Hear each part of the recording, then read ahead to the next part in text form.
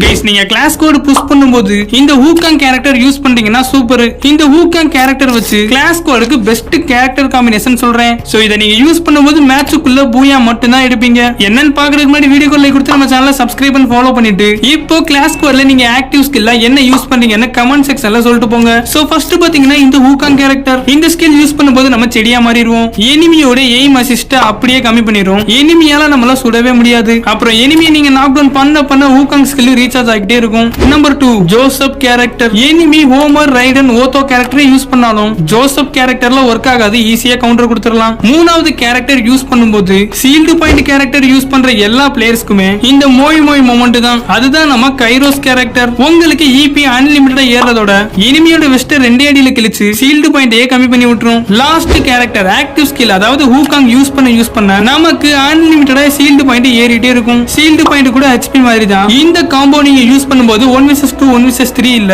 Solo vs squad ஈஸியா பண்ணலாம். அப்புறம் லாஸ்ட் கேரக்டர் பேரு சானி கேரக்டர்.